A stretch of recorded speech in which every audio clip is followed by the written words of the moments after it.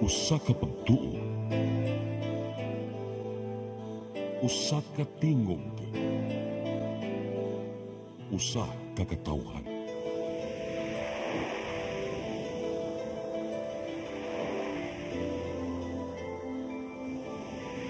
Cebu Catholic Television Network.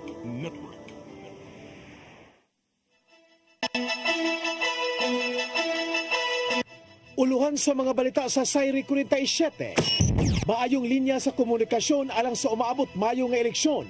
Gipaniguro, gas fire miulbo pipila ka oras gikan sa pag-alburuto sa Mount Canlaon. Pagduma sa nasunong kagamhanan sa Cebu City Medical Center, gitun-an usa sa upat ka mga gipangitang Pinoy sa linog sa Mandalay, Myanmar, kumpirmadong patay. Sugbo, Kabisayan ug Mindanao, Pilipinas ug katawhan kutos maabot sa tong Sibya sa tibuok kalibutan mayong hapon. Live kita karon sa CCTN Channel 47 ug kini ang tulumanon sa nag-unang kasayuran nga angay natong masayran. Sa nga ni Attorney Danica Caballes, ako si Dennis Tabar ug kini ang Sayri 47.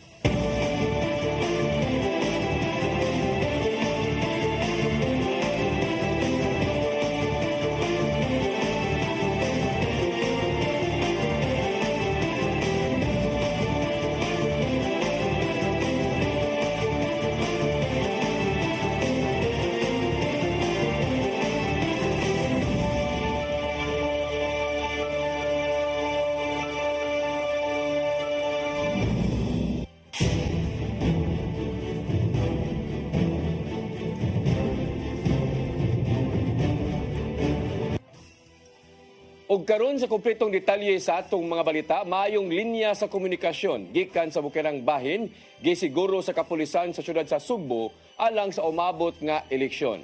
Samtang mihangyo ang PRO7 sa mga kandidato nga mosunod yun sa mga saktong lagda sa pagpangampanya. Ang kasayuran ihatod ni Crystal Joy Filerca. Nagpahigayon ang Cebu City Police Office og communication exercises sa pipila ka mga mountain barangay sa syudad sa Sugbo. Subay kini sa pagpangandam sa umaabot nga eleksyon karong Mayo 12, diin gisiguro nila ang maayo ug walay putol nga komunikasyon. Matod ni Police Lieutenant Colonel Maria Teresa Makatangay sa Cebu City PNP nga walay angayang kabalakan ang mga electoral staff kung hisgutan ang linya sa komunikasyon. Suma pa niya nga kung ugaling adunay kakulian sa mobile signal, andam usab ang mga communication equipment gikan sa kapulisan alang sa pagpadangat sa ilang mga sumbong. Magamit hinuon ang maong kahimanan aron adunay kasumbungan sa kapulisan kung ugaling adunay kakulian sa seguridad sa ilang palibot. Lagi mga areas nga nakita na to that there are challenges, but these challenges dili man po nga makahatag og alarma no og dako nga kabalaka sa tuang security deployment. Laing butang nga gisiguro usab sa mga kandidato mao ang pagtuman sa mga lagda sa pagpangampanya. Ubos sa gipatumang COMELEC resolution, ginadili gyud ang pagpangampanya karong Abril 17 ug 18, diin na timing sa mga bala ang adlaw. Suma pa sa tigpamaba sa PRO7 nga si Police Colonel RV Aceri Paraon Bueno nga nakigalayon sila sa COMELEC aron matuman gyud ang maong lagda. Samtang padayuno nila ang threat assessment sa mga lugar nga posibleng adunay risgo sa kagubot atol sa eleksyon. Minsan po sa border control kung kinakailangan, nagkakandak din po ng checkpoint kung if the situation so requires. So patuloy po tayo in compliance po yun sa directive to conduct COMELEC checkpoints, and yung iba po doon sa mga checkpoints na isinasagawa ay routinary at yung iba naman po ay strategic po. Crystal Joy Filerca, CCTN News. Kaluwasan sa matinun-an nga mo graduate ni nga tuiga gisiguro sa Department of Education dinhi sa Region 7. Samtang giawhag nila ang mga politiko isip ka commencement speaker nga likayan gyud ang papangampanya at ubangan sa mga mugadwar. Ang kasayuran ihatod ni Gian Navarro. Tingpaso na karon sa mga estudyante hangtod sa sunod semana base sa calendar ning naginapos na nga school year 2024-2025. Og tuod kay nagkainit naman ang panahon, gisiguro sa Department of Education 7 ang kaluwasan sa mga tinun-an nga mopaso ingon man sa mga mag-moving up na. Gibutyag ni Regional Director Dr. Salustiano Jimenez nga nay mga tunghaan nga magpaigayon sa ilang yanong seremonya sayo sa buntag aron dili maabtan og udto. Samtang adunay uban nga ipahigayon na lang sa weekend among kalihukan kay maura ang bakanteng petsa alang sa mga dagkong venues sama na lang sa barangay gymnasium. Gitato usab ni Jimenez nga nasabutan ng daan sa mga magtutudlo o ginikanan ang maong mga schedule bahin sa graduation. Hinoon, gituno silang buhatan ang mga gipangduso nga schedule sa graduation ceremonies gikan sa managlaing tungaan alang nasa ilang approval. Maong gipainomduman ni Jimenez nga ipatuman sa kanunay ang mga safety measures sa palibot. Once in a lifetime ragyo ng graduation sa mga bata. Kausar sila mo graduate sa kinder, sa grade 6 o sa grade 12. No? So, dili na po na mabalik na nga graduation. So, kung mingon nga magwanta ang mga bata kung pananglitan kadlawon kay mumatag alas 3 kadlawon, so okay raman siguro na, no, kay kausar raman. Alang sa mga politikong gidapit sa tunghaan isip commencement speaker, gipainomduman sila sa DepEd 7 nga kung mahimo focus lang yun sa mga mensaheng ilang ipadangat. Pasabot nini, likayan yun nga malakbit sa iyang speech ang pagpangampanya o pagpamulitika. Sanglit gitinguha man sa ahensya nga magpabiling non-partisan ang DepEd, ingon man ang ilang teaching o non-teaching staff karon. Lisod yun na nila buhaton, no, sa ato ang mga migong mga politicians, ato ang LGU officials nga mga incumbent, kung lisod yun na siya buhaton nga dili ma-appeal, much better dili na lang. Suling gipainomduman sa DepEd 7 ang mga magtutudlo og school heads nga walay pangayoong kontribusyon ngadto sa mga estudyante alang sa graduation. Dugang pang pagtataw ni Jimenez nga dili himong compulsory o clearance requirement ang mga amutanan alang sa graduation o moving up ceremonies. Maong mas mayong himuong yano ang maong kasaulugan tungod sa igong budget nga gigahin gikan sa ahensya. Ato ang Department of Education through MOE sa school na gialot para sa ani nga mga butang. Do dili ning anak kadako because ang ato arag yung gi-emphasize is simple nga graduation or moving ceremony as long as meaningful. Ian Navarro, CCTN News.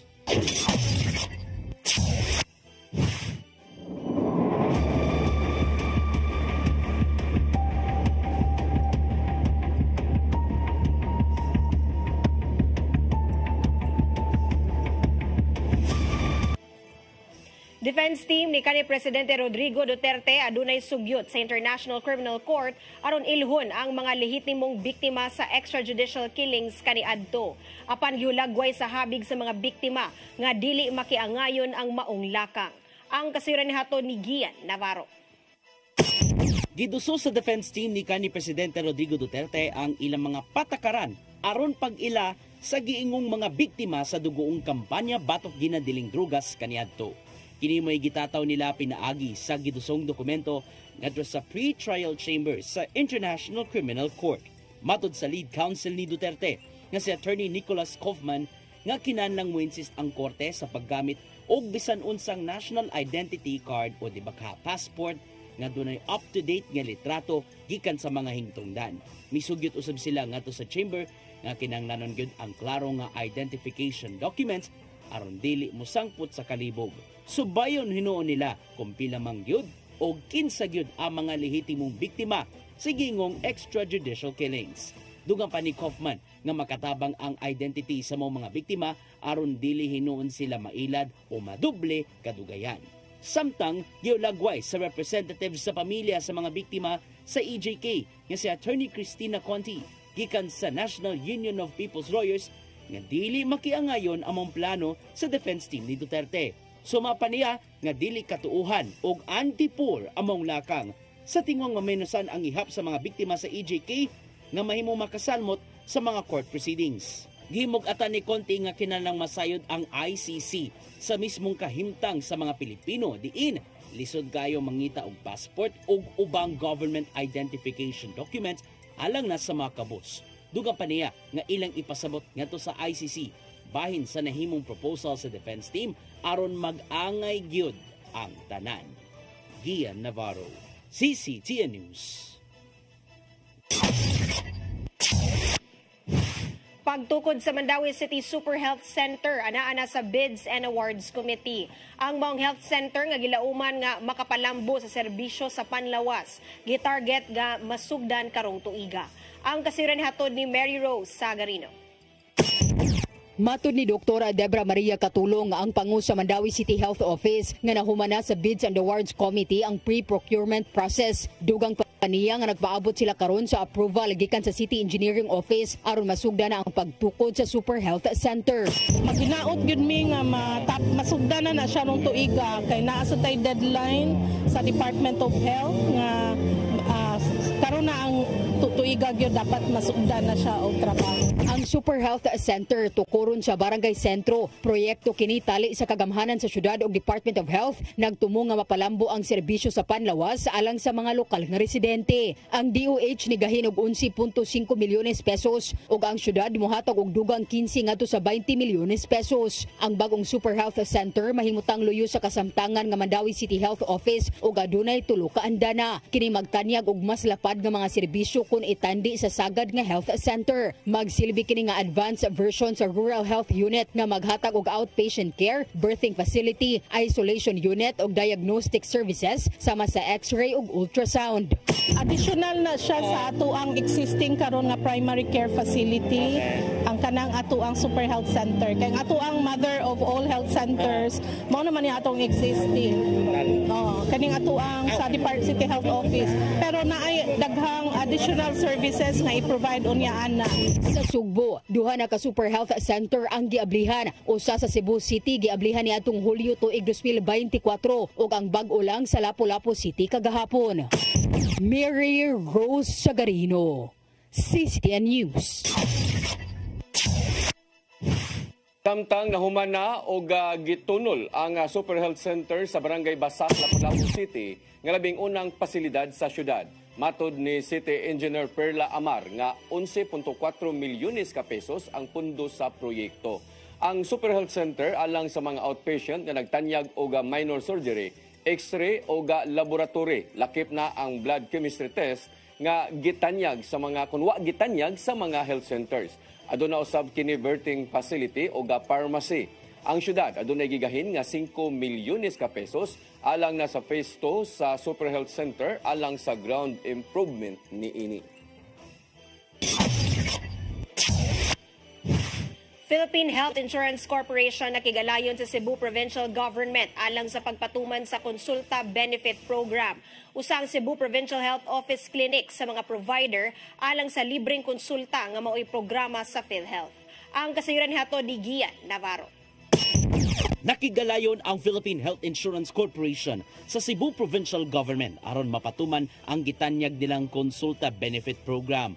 Ang mong programa nagtanyag og libreng check-up package alang sa mga PhilHealth members ug iyang dependents uban ang mga partner clinics ug hospitals. Tuod dinhi, gi-accredit sa PhilHealth ang Cebu Provincial Health Clinic isip usa sa mga provider alang sa libreng konsulta. Baong lauman, ilabi na sa 3,000 ka mga empleyado sa Kapitolyo ug ilang dependents ang libreng konsulta package gikan sa niskutang programa. It will not only cater to your preventive care, but also to your dependents. No, we will. That's for free consultation, free laboratories, and free medicines. Ubos sa mga libreng konsulta package, mapaymuslan sa mga PhilHealth members ang free consultation o diagnostic laboratory tests. Sa susamang lakang, umulon usab sa Kapitolyo ang modern primary healthcare facility sulod sa Capitol Compound. Sa maong pasilidad, lauman ng pagpahimo sa libreng medical facilities, sama na lang sa laboratory tests ug uban pa. Gamito nini ang konsulta package nga gikan usab sa PhilHealth.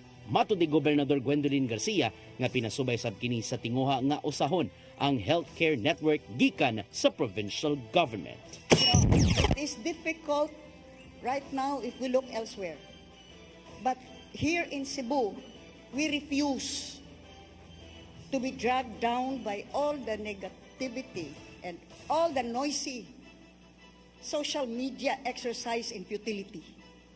We would rather accomplish solid performance for those that need help, the marginalized. Navarro, CCTN News. 143 ka mga senior citizens nga nag-edad og 80 og 90 anyos sa dakbayan sa Mandawi og Lapu-Lapu nakadawat na og tag 10,000 pesos nga cash gift. Subay kini sa gimando sa Expanded Centenarian Act din dili lang kutob sa mga nag-edad og 80 kun 100 ang edad ang makadawat og cash gift gikan sa gobyerno. Ang kasayuran ihatod ni Cristel Joy Filerca. Nakadawat og tag 10,000 pesos ang 58 ka mga octogenarians og nonagenarians sa dakbayan sa Lapu-Lapu kagahapong adlaw. Sila mao kadtong mga nag-edad og 80, 85, 90 og 95 sa buwan sa Enero hangtod sa Marso ning tuiga. Nangunay sa pagpang-apod-apod sa mong cash gift ang National Commission on Senior Citizens kauban ang Office of the Senior Citizens sa Lapu-Lapu City.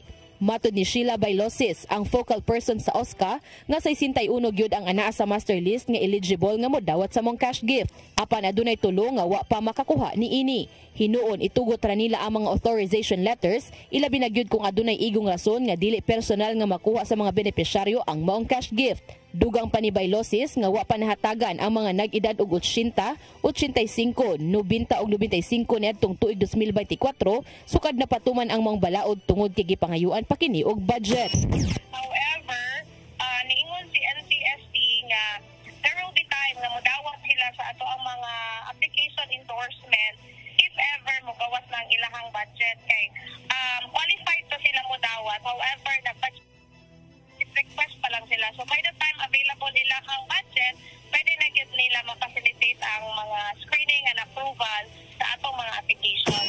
Samtang sa laing bahin, nakadawat usab og tag 10,000 pesos nga cash gift ang 85 ka mga senior citizens sa syudad sa Mandawi. Ang paghatag og cash gift kanila subay kini sa gimando sa Republic Act 11982 o ang Expanded Centenarian Act nga nahimong balaod ni adtong Pebrero 16 tuig 2024 kung diin dili na lang ang mga nag-edad og 100 ang makadawat og cash gift gikan sa gobyerno. Kini mao'y first payout ug laing payout na usabang ipahigayon karong Hunyo alang sa mga octogenarians ug nonagenarians nga mag-birthday karong Abril ug Mayo. Cristel Joy Filerca, CCTN News. Mosunod, grass fire ni Ulbo pipila ka oras gikan sa pag-alburuto sa Mount Canlaon. Kana og daghan pa mga balita sa pagbalik sa Sayri 47.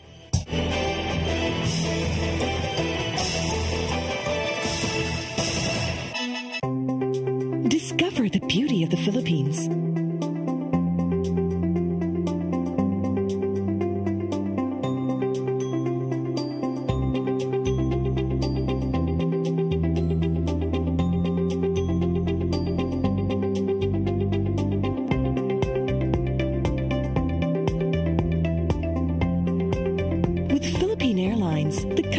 Flag carrier.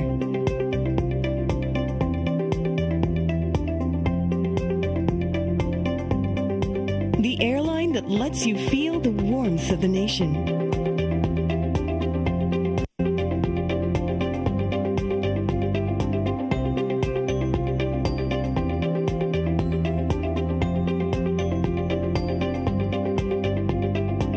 Mabuhay.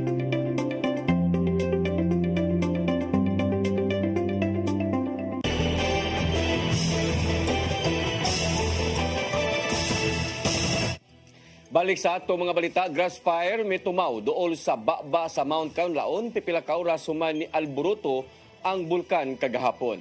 Hangtod karon wa pa masuta sa kamumbiruhan sa Canlaon City ang gilapdon sa mao nga grass fire tungod kay wa sila gitugutan nga makapaduol sa lugar. Ang kasayuran ihatod ni Cristel Joy Filerca. Human sa pagbuto sa Mount Canlaon alas 5:51 sa buntag kagahapong adlaw, ang Bureau of Fire Protection sa Canlaon City, Negros Oriental adunay nasigpatan nga asud duol sa crater sa mong bulkan pasado alas 7 sa buntag. Apan pagka alas 7:30 ni ana, nakita na nilang adunay nito mao nga grass fire. Matod ni Regional Director Joel Erastain sa Office of the Civil Defense 7 nga sa pakisusi nila sa FIVOX ang maong grass fire ni tumaw tungod sa pagbuto sa bulkan.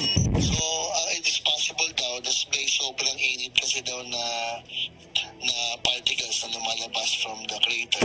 Samtang matod ni FO2 Boniger Acaso nga ang grass fire ni tumaw sa habig sa Barangay Pulacan, Laon City. Apan wa sila gitugutang mo responde tungod sa kadelikado sa sitwasyon. Suma pa ni Rastain nga wa sila nihatag og pagtugot nga mo responde ang mga kabomberoan o bisan kinsa nga mga responders. Gani nakigalayo na usab sila sa Philippine Air Force kagahapong adlaw apan wa usab kini nila gitugtan. Hindi naman sinasuggest. We don't recommend that kasi malayo naman na yung wala nang tao doon eh. It will be more dangerous kung hahayaan natin pumasok doon. Kasi paano kung pumulong? Tungod kay di makapaduol ang Bureau of Fire Protection, giobserbaran lang una nila ang maong grass fire 5 kilometros ang gilayon gikan sa bulkan og nagpalupad sila og drone. Apan tungod kay ginadili usab ang pagpalupad og drone duol na gyud sa bulkan, wa nila makita ang kalapad sa grass fire nga nitumaw. Dugang pa ni Acaso nga niuwan hinuon kagabi og nang hinaot sila nga napaong ra ang maong grass fire. Around 9:30, kita pa yun siya. And then pag-ulan, visibility na siya. Zero visibility na siya. Pero ang ulan medyo kusog-kusog dito siya, ma'am. So probable ma-release na dito siya. Pero di na mo mag-verify yun pagkakaroon, ma'am, nga wala na siya. Kaganihang buntag, wa na hinuon sila naobserbaran nga aso duol sa baba sa bulkan. Samtang sa laing bahin, ang LGU Canlaon City nangandam na usab sila mga laka nga buhaton nga masolusyonan ang maong grass fire nga dili usab mabutang sa risgo ang mga responders. Crystal Joy Felerca, CCTN News. Duha ka mga dapit sa bukirang bahin sa syudad sa Sugbo ang mahimong kakuhaan ug dugang tinubdan sa tubig. Matod sa Cebu City Disaster Risk Reduction and Management Office nga mokuha sila og water supply sa Mangyapyap Falls sa Barangay Paril ug Bonbon River sa Barangay Bonbon. Resulta kini sa gihimong inspeksyon sa nanglabayng semana bahin sa pagpangita og dugang supply sa tubig karong nagkainit na ang panahon. Mipasalig usab ang Metropolitan Cebu Water District nga ipagamit ngadto sa city government ang ilang mga kahimanan aron molimpyo sa nakuhang tubig sa duha ka mga barangay. Kini aron masiguro nga luwas ng imnon sa mga residente.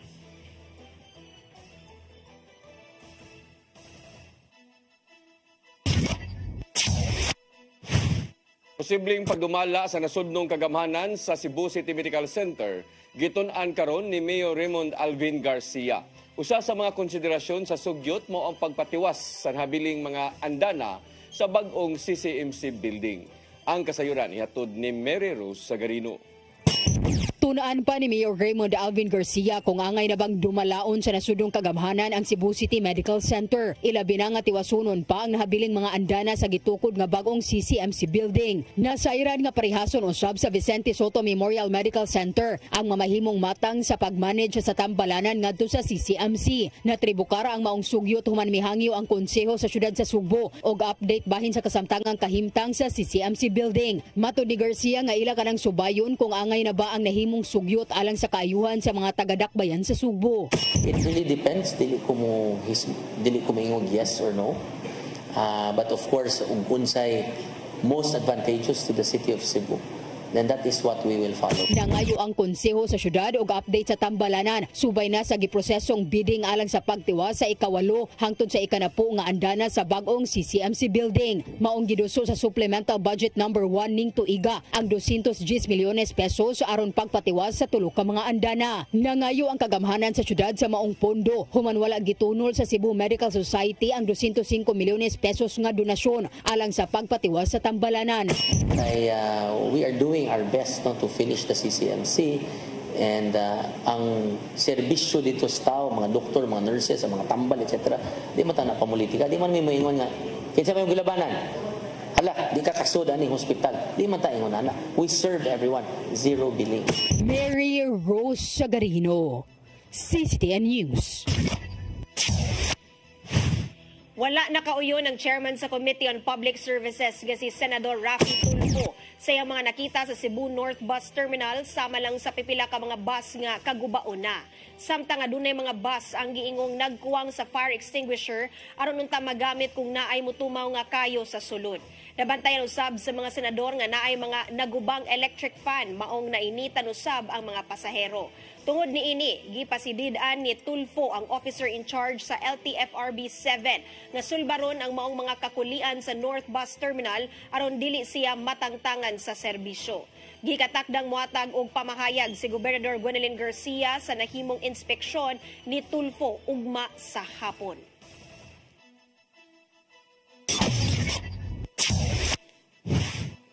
Samtang sa laing balita, nasunog ang nagubang bus dool sa usa ka mall sa South Road Properties, siyudad sa Sugbo. Nadawa sa Cebu City Fire Office ang alarma pasado alas 9 kaganinang buntag.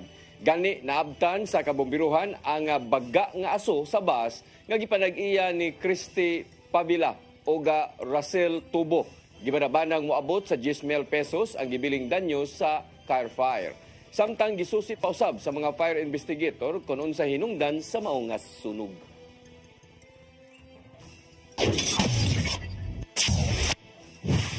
Gisaulog karong adlaw sa syudad sa Mandaue ang araw ng kagitingan agyong pagtimaan sa mga veteranong Pilipino. Usa ka gun salute ang gihimo sa Special Weapons and Tactics Con SWAT unit at ubangan sa Mandaue City Hall. Naghalad usab og buwak ang mga opisyales sa dakbayan uban sa mga department heads. Kini gihimong isip pagsaludo ug paghandom sa mga bayanihon nga buhat sa mga veteranong Pinoy nga nakigbatok alang sa kalinaw sa nilabay nga panahon. Lakip sa mga nitambong ang mga sakop sa Philippine National Police, Bureau of Fire and Protection, Bureau of Jail Management and Penology o Department of Education.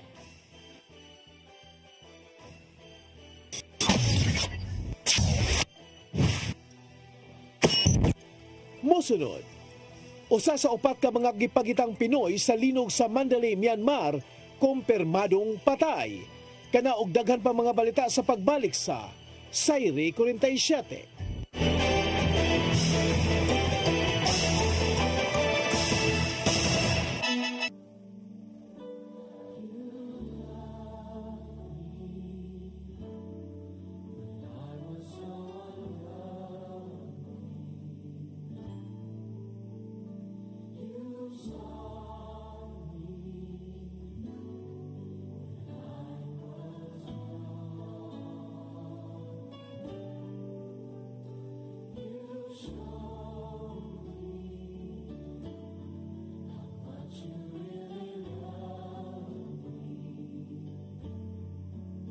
Kaiba sa mga politiko, matagal nang ginagawa ni Ariel Querubin ang ipaglaban tayo. Kahit sariling buhay inaalay. Ngayon, iba ang laban. Pero tuloy ang misyon ni Ariel Querubin, ang ipaglaban tayo. Kung medalya ang sukatan at hindi pera, si Ariel Querubin ang ating bayani na karapat dapat sa Senado. Pag may Ariel Querubin sa Senado, may bayani tayo, sigurado.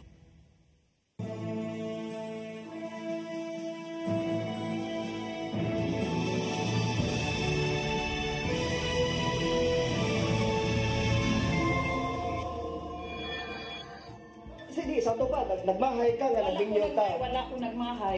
You want to eat now, madam? Where did you get this? Where? Madam!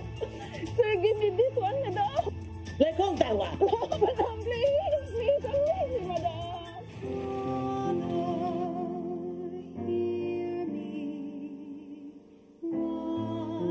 Medyo ko ganahan mo ulit Pilipinas kay gusto ko. Pangita dyan trabaho na rin tabangan tako ninyo.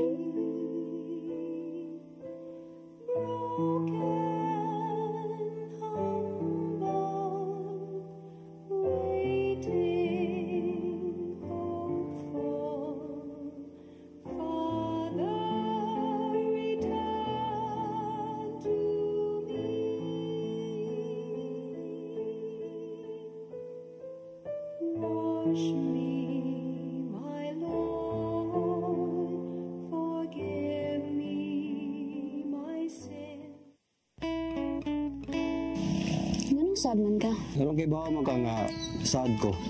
Wala lang. Makita lang ako si Manaw. Manalagaan ba ako?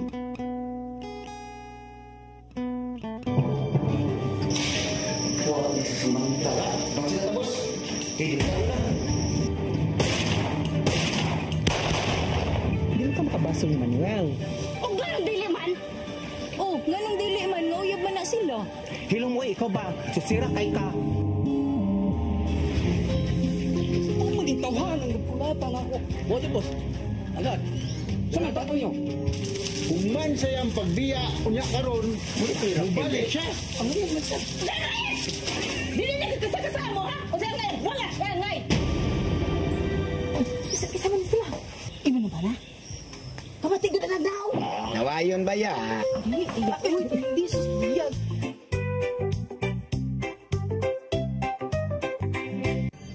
Ito ang programa kung saan magko-collaborate ang ating mga ozone doctors para ibahagi ang kanilang kaalamang medikal. I believe with all my heart that the Lord is allowing us to understand that He's the one who are extending this life and we have to take care of our body. Yes.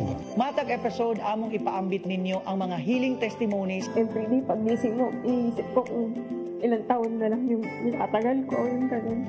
This is your path to a new start. Ozone Med Wellness Clinic New Start. Mapapanood every Saturday, 8 to 9 a.m. Og ang replay airing matag Miyerkules, 1:00 hangtod 2:00 sa hapon. Dinhi lang sa CCTN Channel 47.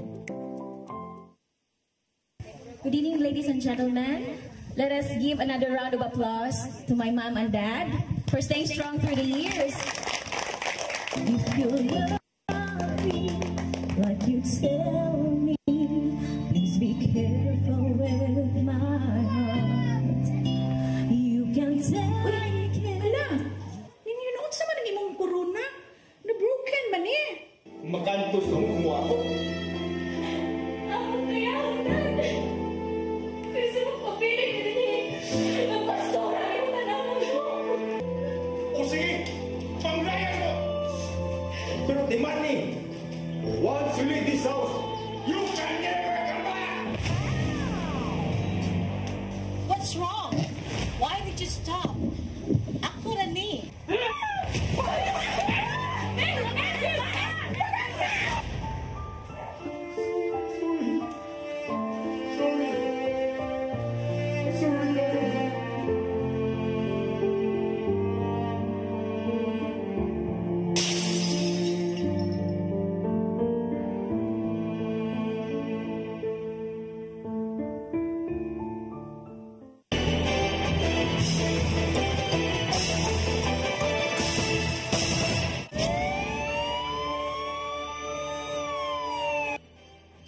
Balik sa ato mga balita, gikonfirmar sa Department of Foreign Affairs nga patay na ang usa sa upat ka mga gipangitang Pilipino sa Mandalay, Myanmar.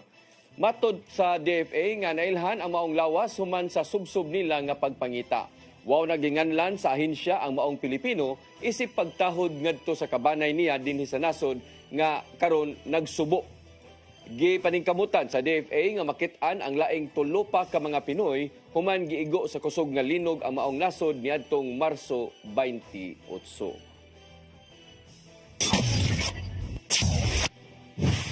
Duha ka mga pulis nga nadestino sa syudad sa Mandawi nga nasikop gustong ipaimbestigar sa opisyal sa Dakbayan. Nasikop ang duha sa managlaing kalapasan lakip na ang illegal nga drogas. Ang kasayuran ni hatod ni Mary Rose Sagarino. Nakalitan si Konsehal Oscar Del Castillo Jr. ang chairman sa Committee on Police, Fire and Penology. Dihang nasayran nga duha ka mga pulis nga nadestino sa syudad sa Mandawi ang nadakpan tungod sa managlahing krimen. Matud ni Del Castillo nga usa ka investigasyon ang ipahigayon og kung mapamatud-an nga sadaan sila manubag. Matud ni Del Castillo nga wala siya masayod sa panghitabo, sanglit wala siya makadawat og report gikan sa Mandawi City Police Office. Mas maayo nga nadakpan ang atong pulis nga nakahatag sa laod. Sa committee chair sa Peace and Order, so wala gay taguan nato, no? Ato ginang tagaan o pagtagad ato nang silutan agon sa mga sa laod na. Si Police Staff Sergeant Nicel Arizo Piscante nadakpan niadtong Sabado sa usa ka buy-bust operation nga gipahigayon sa Regional Drug Enforcement Unit 7 sa Barangay Mambaling, syudad sa Sugbo. Nakuha gikan kaniya ang gituohang shabu nagkantidad og kapin 400,000 pesos. Siya gikonsidera nga usa ka high value individual. Si Piscante residente sa Barangay San Vicente, Liloan, Cebu ug usa ka aktibo nga pulis gikan sa Police Station 6 sa Mandawi City Police Office. Samtang sa laing insidente, si Police Corporal Ivan Gabutan Labra nga nadestino sa Police Station 3 sa Mandawi City nadakpan sa barangay sa Pangdako, syudad sa Sugbo niadtong Lunes human gipasangilan nga nang hulga, nagdaog armas samtang hubog. Mary Rose Sagarino, CCTN News. Mao kadtong naglangkob sa atong mga balita sa Sayre 47, ako si Dennis Tabar. Ako si Danica Caballes, sangtod ugma sa inyong paboritong tulumanon. Sayre 47.